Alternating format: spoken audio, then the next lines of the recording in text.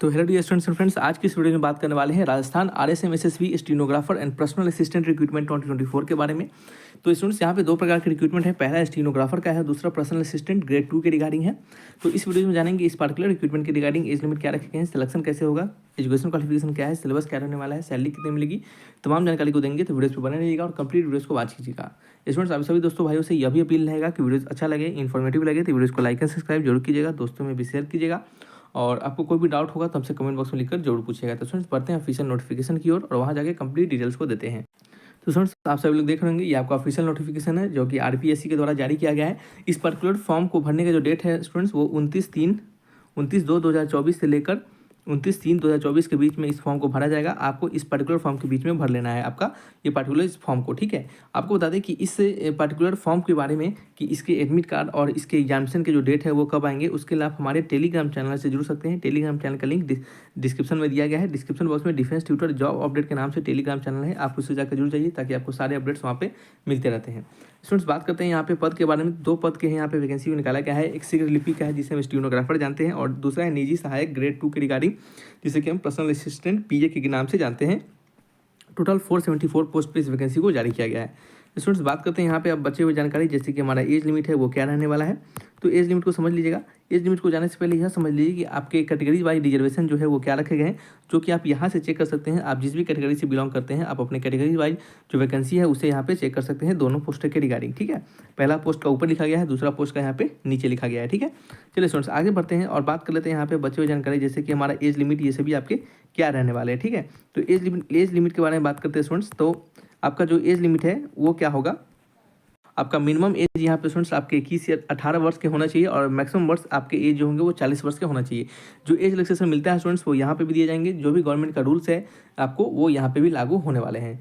तो आगे बढ़ते हैं, यहाँ पे बात करते हैं आपके एजुकेशन क्वालिफिकेशन के रिगार्डिंग। तो यहाँ पे एजुकेशन क्वालिफिकेशन में आपको सिंपल क्या क्या होना चाहिए, तो सबसे पहले आपको सेकेंडरी एग्जामिनेशन यानी 10+2 एग्जामिनेशन पास होना चाहिए। इसके साथ साथ ओ लेवल का या फिर हाइयर लेवल का सर्टिफिकेट कोर्स होना चाहिए जो कि कंडक्ट किया गया हो DOEACC under the control of department of electronics government of India. और या फिर आपके पास यदि सर्टिफिकेट ऑफ कंप्यूटर कंसेप्ट है तो भी आप इसके एलिजिबल है। यानी समझिएगा क्या बोल रहे हैं हम, क्लास 10+2 होने के बाद क्लास 10+2 के साथ साथ इनमें से कोई भी सर्टिफिकेट है, ये जो आपको दर्शाया गया है इनमें से कोई भी एक भी सर्टिफिकेट है तो आप एलिजिबल है। यानी क्लास 10+2 के बाद यदि आपने डिप्लोमा किया हो कंप्यूटर साइंस एंड इंजीनियरिंग में किसी भी पॉलिटेक्निक इंस्टीट्यूशन से तब भी इसके लिए एलिजिबल होते हैं। या फिर आपके पास सीनियर सेकेंडरी का सर्टिफिकेट है जिसमें कि आपको कंप्यूटर एज ए सब्जेक्ट है या फिर computer science as a subject है, computer application as a subject है तो आप तब भी एलिजिबल माने जाते हैं। या फिर डिग्री डिप्लोमा सर्टिफिकेट है कंप्यूटर साइंस में या फिर कंप्यूटर एप्लीकेशन में तब भी माने जाएंगे आप एलिजिबल। तो ये इसके रिगार्डिंग एजुकेशन क्वालिफिकेशन रखा गया है। इसके साथ साथ आपको देवनागरी लिपि यानी हिंदी का नॉलेज आपके पास होना चाहिए, क्योंकि राजस्थान की ये जॉब है तो राजस्थान में हिंदी बोली जाती है, तो वहाँ का जो आपका लोकल लैंग्वेज है वो आपको पता होना चाहिए। स्टूडेंट्स इसके बाद बात करेंगे हम और आपके बचे हुए जानकारी, जैसे कि यहाँ पे आपका सिलेक्शन होने के बाद आपका जो सिलेक्शन जो होगा वो किस प्रकार से होगा। यदि आप फॉर्म को भर देंगे तो आपका सिलेक्शन जो होगा वो किस प्रकार से होगा उसे समझ लीजिएगा। यहाँ पे सिलेक्शन आपके स्टूडेंट्स ऑनलाइन जो एग्जामिनेशन होंगे रिटन एग्जामिनेशन उसके माध्यम से होने वाला है। उस रिटन एग्जामिनेशन के जो पैटर्न होंगे वो क्या रहने वाले हैं उसे समझ लेते हैं। यहाँ पे आपके चरण 1 चरण 2 यानी दो आपके चरण में एग्जामिनेशन होंगे।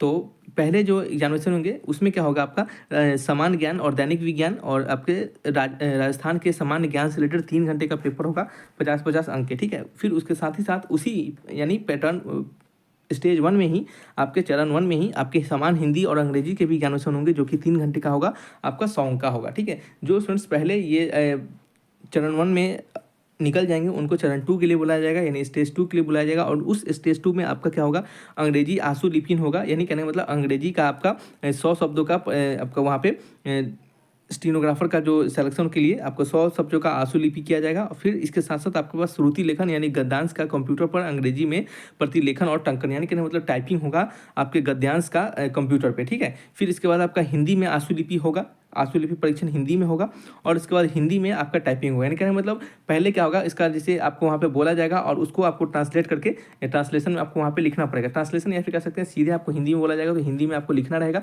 और उस लिखे हुए चीज़ को क्या करना पड़ेगा, कंप्यूटर पर टाइप करना पड़ेगा। ये बोथ हिंदी और इंग्लिश दोनों के लिए होगा, ठीक है। तो यही यहाँ पर दर्शाया गया है, आप देख सकते हैं 100 अंक के दोनों होंगे, इंग्लिश में भी और हिंदी में भी, ठीक है। पहले आंसू लिपि होगा फिर उसके बाद टंकन होगा, टंकन मतलब टाइपिंग होगा, पहले लिखना होगा कॉपी पर जो बोला जाएगा उसको और फिर उसको टाइपिंग करना होगा, ठीक है। तो ये हिंदी इंग्लिश दोनों के लिए होगा। तो स्टूडेंट्स आपको ये सिलेक्शन प्रोसेस समझ में आ गई होगी, ठीक है।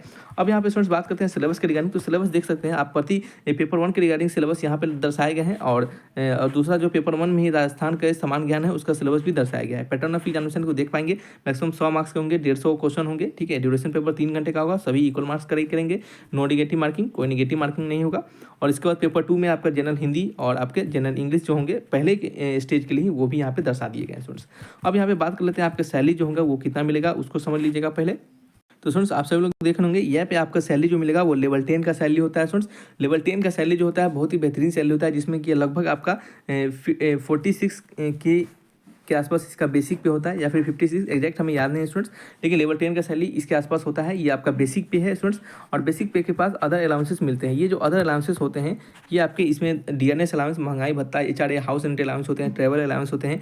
ये सभी प्रकार के अलाउंस को जोड़कर स्टूडेंट्स आपको मिलता है स्टार्टिंग का सैलरी लगभग आपका 70K से लेकर आपका 80K के बीच में, क्योंकि ये आपका 56 से 46 आपका बेसिक पे होता है, और इसमें अदर अलाउंसेस मिलकर 70 से आपका 60, 70, 80K के बीच में आपका सैलरी बनता है, 65, 70 और 80 के बीच में, ठीक है। क्योंकि अलग अलग चीज़ों के कारण आपका सैलरी वेरी भी कर सकता है, ठीक है। तो ये क्या है, इसके रिगार्डिंग कंप्लीट सिलेक्शन प्रोसेस है, सैलरी स्ट्रक्चर है, तमाम चीज़ें हैं जो कि हमने यहाँ पे बताने का प्रयास किया है। यदि कोई डाउट होगा तो आपसे कमेंट बॉक्स में लिखकर बिल्कुल पूछिएगा। Thanks for watching.